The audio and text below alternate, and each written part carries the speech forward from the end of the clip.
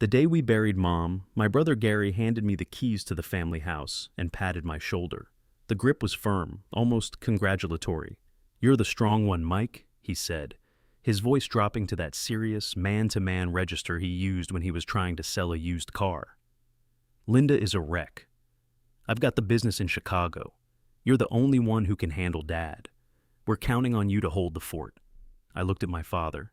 He was sitting on a folding chair by the gravesite, staring at the grass, looking like a man who had been hollowed out with a spoon. He was 72, diabetic, and entirely unable to boil an egg without burning the house down. "I'll handle it," I said. That was the contract. Unwritten, unsigned, but binding as steel. I was 45, divorced, and working as a contractor.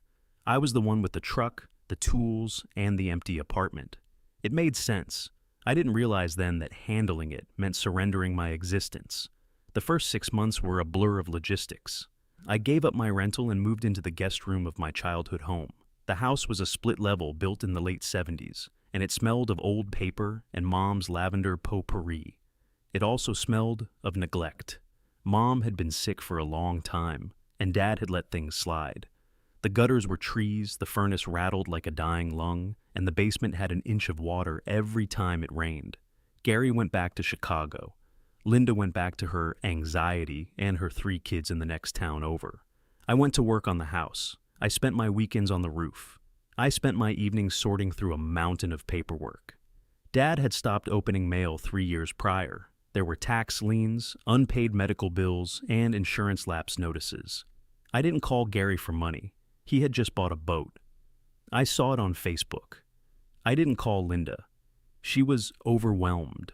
I paid the property tax arrears out of my savings. I told myself it was an investment in the family legacy. I was protecting Dad. I was the strong one. The pattern solidified by the end of the first year. I was the live-in nurse, the cook, the maid, and the bank. Dad wasn't an easy patient. He was stubborn. He refused to change his diet. He'd sneak sugary snacks, spike his blood sugar, and I'd be the one waking up at 3 a.m. to check his levels or drive him to the ER. "You're a good boy, Mike," he'd say when he was lucid, sitting in his recliner. "Gary's busy, you know. Important man. And Linda, well, she's a mother." "I know, Dad," I'd say, handing him his pills. "You're the rock," he'd add.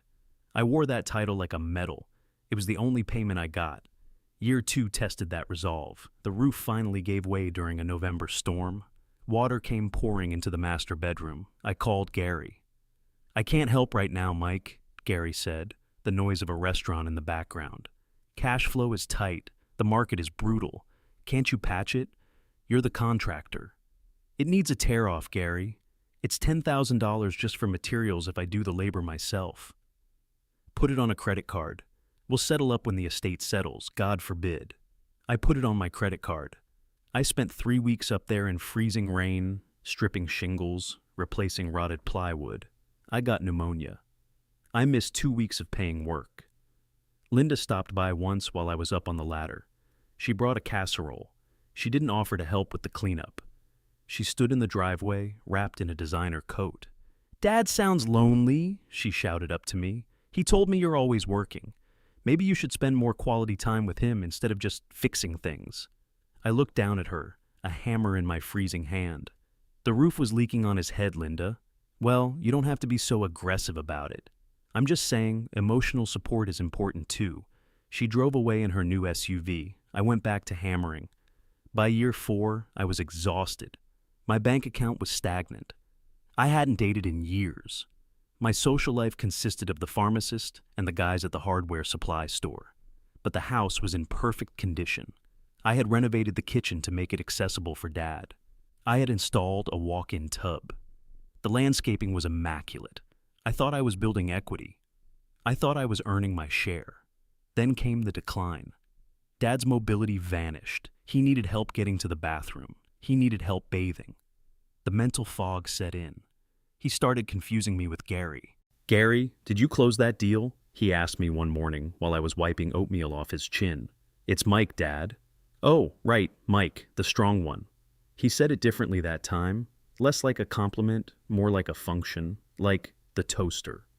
The thing that works so you don't have to think about it. I called a family meeting. I told them I couldn't do it alone anymore. Dad needed professional care, or I needed financial help to hire a part-time nurse so I could actually go to work and replenish my savings. They agreed to come for Thanksgiving. Thanksgiving was a production. Linda brought her husband and the 3 kids, who treated the house like a hotel. Gary arrived in a Mercedes that cost more than my entire tool inventory. I cooked the turkey. I mashed the potatoes. I set the table. We sat down. Dad was at the head of the table, looking frail but happy to see the successful children. "This is nice," Dad said. "All my chickens in the coop." "Dad looks good," Gary said, carving the turkey I had cooked. "You've done a decent job keeping him fed, Mike." "Decent job?" I put my fork down. "He's alive because I manage every minute of his day. But that's what we need to talk about. I'm burning out. I need $3,000 a month to hire a helper, or we need to look at assisted living." The table went silent. The clinking of silverware stopped. Linda exchanged a look with Gary. It was a look I knew. They had rehearsed this. "Assisted living is expensive," Gary said, wiping his mouth. "And frankly, unnecessary. You're here. You're living here rent-free, Mike. That's a pretty big compensation." I felt the blood heat up in my neck. "Rent-free? I pay the utilities. I pay the taxes. I paid for the roof, the furnace, and the plumbing. I buy the groceries." "But you don't pay rent," Linda chimed in, pouring herself more wine. "If you were renting an apartment, that would be, what, $1,500 a month? You're saving money living here?" "I gave up my life to live here." I slammed my hand on the table. The kids jumped. Dad looked confused. "Don't shout at your sister," Dad mumbled. "Mike, calm down." "See?" Gary gestured with the knife. "You're stressed. We get it. But asking for money on top of the free ride is a bit rich, Mike. We have expenses too. My business is in a fragile growth phase. And I have 3 kids heading to college," Linda added. "We can't just throw cash into a hole." "A hole?" I stood up. "Dad is a hole." "That's not what she meant," Gary said smoothly. "Look, we have a proposal. Since you're struggling to handle things, maybe it's time to simplify." Gary reached into his jacket pocket and pulled out a folder. He slid it across the tablecloth. "What is this?" I asked. "It's a plan," Gary said. "We sell the house. The market is high right now. You've done a great job fixing it up, so it'll fetch a premium. We sell, we put Dad in a nice facility, state-run but decent, and we split the proceeds 3 ways. Dad gets the care he needs, you get your freedom back, and we all get a little liquidity." I opened the folder. It was a real estate listing. Drafted. Ready to print. "You want to sell the house?" I looked at Dad. "Dad, did you agree to this?" Dad looked at Gary. He looked at Linda. He didn't look at me. "Gary says it makes sense," Dad said quietly. "He knows business. He says the house is too big for us. He says you're tired, Mike." The betrayal hit me harder than the cold wind on the roof. Dad wasn't senile. He was cowardly. He wanted to please Gary. He wanted Gary's approval because Gary was the one who left, the one who was hard to get. I was the one who stayed, so my approval didn't matter. I was a utility. "You want to evict us?" I said to Gary, "so you can cash out." "It's not eviction," Gary said. "It's asset liquidation. And honestly, Mike, we're worried about you.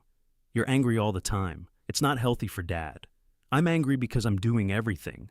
"Then stop," Linda said. "Let us handle it. We'll sell the house and you can go. Do whatever it is you do." I looked around the table. I looked at the kitchen cabinets I had sanded by hand. I looked at the floor I had tiled. I looked at my family. They didn't see a brother. They saw a squatter who had outlived his usefulness. They saw the equity I had built with my sweat, and they wanted to harvest it. "And the money I spent?" I asked. "The roof? The taxes? The $40,000 I've poured into this place?" "Well," Gary shrugged. "That was your rent, wasn't it?" I stared at him. The logic was twisted, absolute, and impenetrable. They had rewritten history. In their version, I was the leech, and they were the saviors stepping in to manage the estate. I looked at Dad one last time. "Dad, is this what you want? You want to leave your home?" Dad picked at his turkey. "Gary thinks it's best. You are always complaining about money, Mike. Maybe this will help you." That was it. The snap. It wasn't loud. It was the sound of a cable finally shearing under too much weight. I closed the folder and slid it back to Gary. Okay, I said. Gary blinked. Okay? You agree? Sure, I said. If you think you can handle it better, go ahead. Great! Linda clapped her hands. I knew you'd be reasonable. I'm very reasonable, I said. I'll start packing. There's no rush, Gary said, magnanimous now that he had won. Take a month. No, I said. I'll be out by tonight. The room went quiet again. Tonight? Dad asked, his voice trembling slightly. But who will help me to bed? Gary will, I said. He's the man with the plan. I can't stay, Gary stammered. I have a flight tomorrow morning. Cancel it, I said. If you're selling the house, you need to prep it for showing. You need to pack Dad's things. You need to find this facility you talked about. That takes work. You're the strong one now, Gary. I walked out of the dining room. I went to the guest room. I didn't have much. My clothes, my laptop, my box of personal documents. I left the furniture I had bought. I left the TV. I grabbed my toolboxes from the garage. That took the longest. I loaded them into my truck. Gary followed me out to the driveway. Mike, be serious. You can't just leave Dad here alone with us. We don't know his routine. We don't know his meds. It's all in the notebook on the counter, I said, strapping down my ladder. Everything you need, doctor's numbers, insulin dosages, the plumber's number, though you won't need that, because I fixed the pipes last month. Mike, this is childish, Gary snapped. We're family. Exactly, I said. And I've done my shift. 5 years, Gary. I'm done. You want the asset? You take the liability that comes with it. I'll sue you, he threatened, for elder neglect. I laughed. It was a cold, sharp sound. Go ahead. I have 5 years of receipts, logs, and medical records showing I was the only one keeping him alive while you were buying boats. Good luck with that. I got in the truck. Linda ran out, looking frantic. Mike, Dad is crying. He soiled himself. We don't know how to change him. You're a mother, Linda, I said through the open window. You'll figure it out. I started the engine. Where are you going?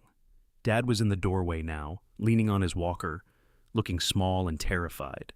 Mike! Mike! Don't go! I looked at him. I felt a pang of guilt, heavy and sharp, but I crushed it. If I stayed tonight, I would stay forever. I would be the servant until he died, and then they would kick me out and take the money anyway. Gary has got you, Dad, I called out. He knows business. I backed out of the driveway. I didn't look in the rearview mirror. I drove 3 towns over to a motel. I turned off my phone. The next morning, I went to the bank. I opened a new account at a different branch and transferred my meager remaining funds. I rented a small studio apartment. I called a few contacts and lined up a framing job starting Monday. I didn't turn my phone on for 3 days. When I finally did, there were 47 voicemails. Gary screaming, Linda crying, Dad pleading. I listened to one where Gary threatened to call the police. I listened to one where Linda begged because she had a spa appointment she couldn't miss. I deleted them all. I texted Gary one message. Communication regarding the sale of the house goes through email. Do not call me unless the house is sold and my check is ready. I didn't see them for 2 months. I focused on work. It was hard, physical labor, but it was honest. I clocked in, I clocked out. Nobody asked me to fix a toilet at midnight. Nobody told me I was living rent-free while I scrubbed their floors. I slept 8 hours a night.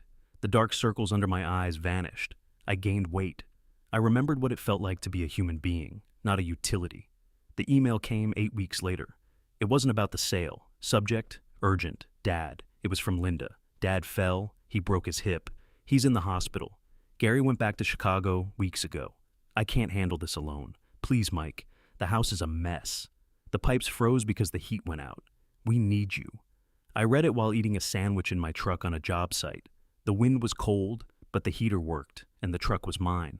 I thought about the frozen pipes. I knew exactly which valve had seized. I knew how to shim the furnace door so the pilot light stayed on. I knew how to hold Dad's hand so he wouldn't panic during the x-rays. I typed a reply. I can recommend a good plumber. His rate is $120 an hour. For the hospital, talk to the social worker about placement in a rehab center.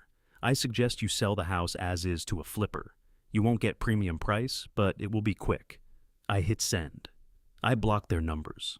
6 months later, a check arrived in the mail from a lawyer's office. It was for $40,000. A fraction of what the house was worth, a fraction of what my labor had been worth.